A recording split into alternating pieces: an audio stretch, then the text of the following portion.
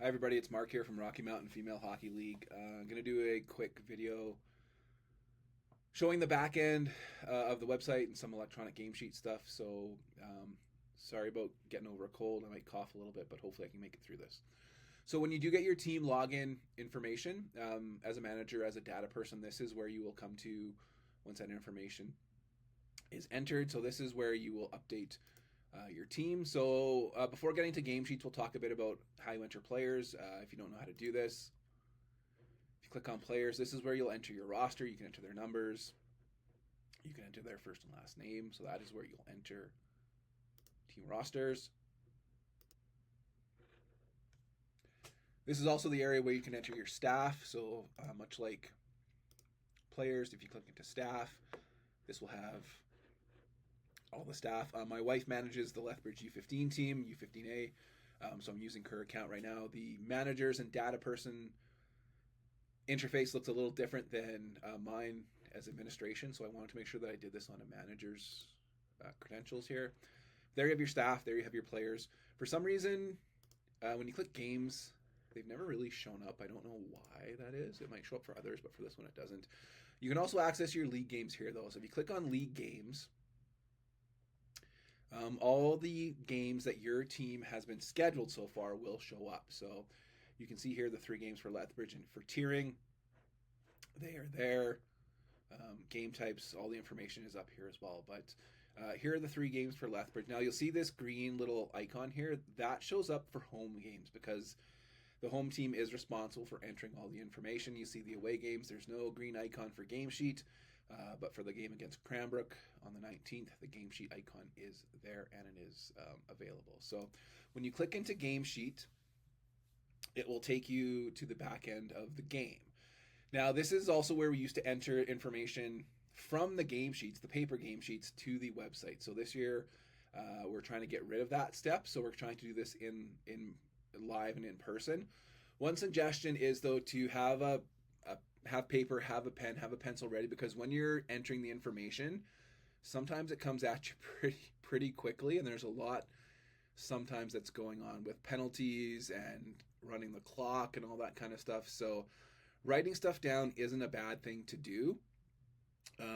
So make sure that you have that information there as well. So this is the back of the game. So when you click that green icon, this is what it brings you to. Now, first to show up here, click here to go to the game sheet tutorial. If you click there, you can go to the ramp version of this, which will help you as well. So if this video doesn't answer all your questions, that is an option too. That'll give you some helpful hints as well. So here's all the information on the game, all that fun stuff. We'll get to live scores in a second, but when you are doing a live game sheet, that is what you want to click off. We'll get to that in a sec. This is the countdown clock. We'll touch on that. But the first thing you want to do is go in and update your rosters. So I will update the players for Lethbridge. Let's say they're all there. And all the players for Cranbrook. So let's say number 12 isn't there. So we would just leave that player blank because she's sick or she's away. If she is suspended, you will need to click that off. If they can't play due to suspension, make sure you click that there.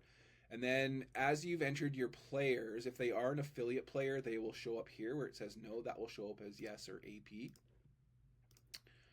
So you can do that as well. So number 12 for Cranbrook isn't there. Let's update our roster. So let's update the roster to make sure it saves. This is an important step because you do need to have these players accessible for penalties, for goals, for all that fun stuff. So once the roster is updated, hopefully,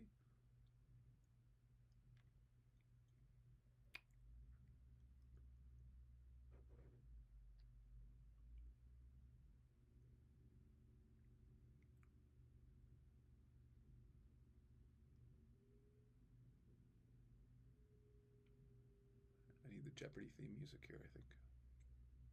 There we go. So roster has been updated. Now, one important thing about updating rosters, you'll need to work with the other manager, the other coaches to make sure who's going to tell Lethbridge number 12 isn't there. Well, Cranbrook needs to let them know. So this should probably be done beforehand, before the game actually starts. Submit the rosters, save them. Talk to the other team about who is not there, if they have any AP players, all that kind of stuff they need to be added, all that fun stuff. So you want to make sure this is done beforehand so that these players are accessible to enter stats and goals and stuff later in the game. Much the same for staff. So if you update your staff, let's say everybody's there today, and hit update, that should save.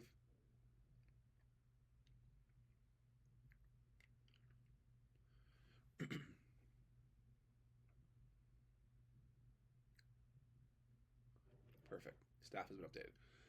So now that all these players and coaches and managers have been updated, they're saved on the back end. So we go to the top and let's make the game active. So live scores will record in real time. So recording in real time. You can do a game clock if you want. This is a countdown clock. So first period, 20 minutes, 0 seconds. Let's start the game, the countdown. You don't need to do this. This is extra, sort of. This is, I'm not sure if you want to be hitting pause and start throughout the game. If you just want to do, you see there, like it starts counting down. Like I said, I don't recommend doing this. It can be a lot of work with all the whistles. If you pause it, you'll see it stop. So I'm going to leave it off for now. So you have your roster saved. All right. So you can do this as the game goes on. You can do this during the intermissions after each period, whatever you prefer. So let's say first period, Lethbridge has 10 shots, Cranbrook has 12. Let's update. Pardon me.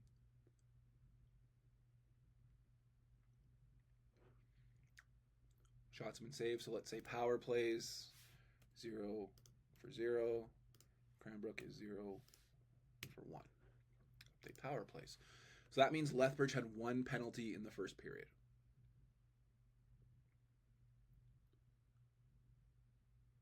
All right. So then let's say at the end of the first period, it is Lethbridge 1 and Cranbrook 1. So it's 1-1 after the first, during the first. You have your power plays, you have your rosters. So here's where you will add the information. So it's 1-1. So home goal, Lethbridge, even strength, period, first, minutes, 10 seconds, 0. It is number, oh, now I need to remember the numbers. 4 from 18. So here's where you'll enter that information. So the Lethbridge goal, you can add that goal.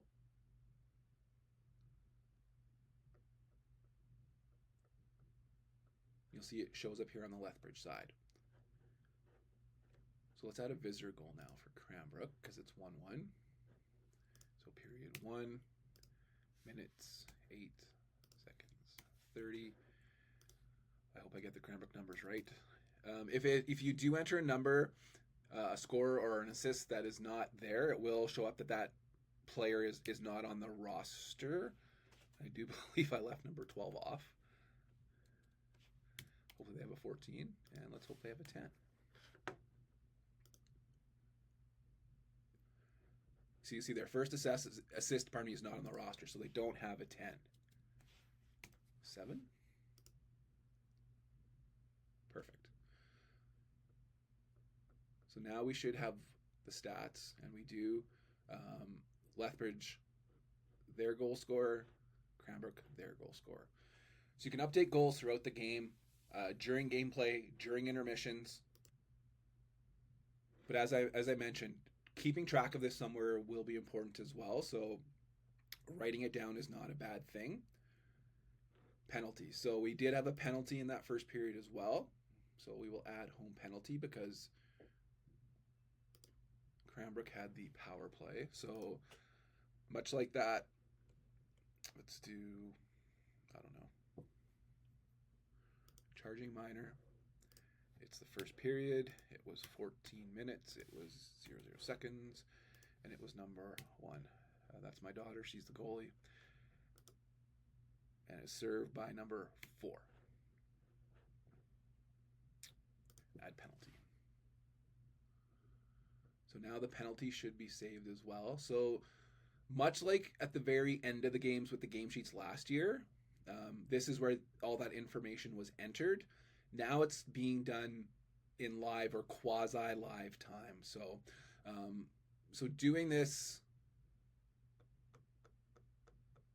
during the game, it can be a lot. So as I mentioned, write stuff down. Try and do this at the intermissions where you have a little more time, as information can come at you pretty quickly. We will go to goalies, so we definitely want to enter the goalies as well. So add home goalie. So 1. So goals against, she let in 1 goal. Shots against, I believe she had 12. Minutes played, 20. Now, I would do this at the end of the game. I wouldn't worry about doing the goalie stats during the game. I would wait till the end. So if we waited to the end, you would obviously do, 60, 0-0. Is it a win? Is it a loss? Is it a shutout? You can add that there. If she had, let's say 44 shots and she let in 4 goals. So this is where you'll add your goalie. So you can add goalie, and add another. I won't do the Cranbrook goalie right now because I don't know her number. But let's do add goalie. Sometimes this gets left out, but try and make sure that you do add the goalies to each game as well. There's the information. The Lethbridge goalie played 60 minutes, led in 4 goals, 44 shots. Also here you can enter the refs. So you can do this before or after the game. Put the refs in. It's John Smith. He's the referee. It's Allison Smith here on number 2. She's linesman. It's Jocelyn Smith. She's linesman as well. So all the information there can get entered for the referees. So put that in there. Usually at the end of the game, you get the game sheet from the ref or have them sign it. You can use that practice here at the end of the game. Take your laptop, take your computer, have, what are your names, enter their positions, make sure they double check it so it's correct on the roster, the back end of the electronic game sheet as well. Game stars you don't need to worry about, all that kind of fun stuff. Uploading a file. So if there is an incident during the game, this is where you can add it. So there's an incident report. There's a possible suspension. You can click off incident report. You can choose your file. You can upload it here. Don't need to do that. So let's cancel that. But this is where you can, if you have a saved to your computer, you can add it there and upload it. You can take a picture through your phone, save it, send it to the website and do that as well. But we do request, if there is an incident, that you do get a hold of Kathy Waters with Rocky Mountain Female Hockey League as soon as possible. We do ask that both the home and away team, so they know what's going on, just are included in the communication. So if it's an email, make sure you CC the other team manager on there, the other team's coach, someone from their team when you are getting a hold of Rocky Mountain.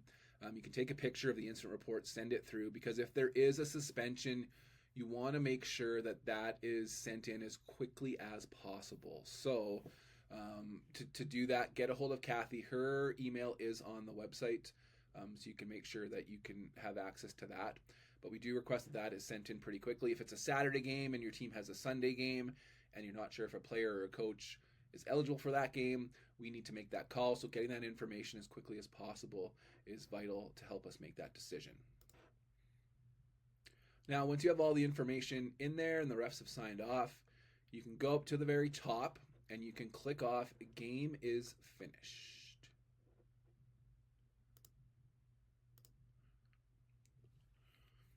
So when you click off "Game is finished," you can click off "Live scores." You have to make sure "Game is finished" is clicked, because if it's not, it won't be entered into the back of the website. So please do make sure that when you click off, you double check that you click off "Game is finished." So now when you have that all done, everything is in there. And I said I just did one period. You'll do it for all three. Then your game sheet is pretty much done. So once it's all done, if you click out, there is really no save on the back end. Once you click game is finished, that is technically the save and will store all the information. So once that's done, you can click out.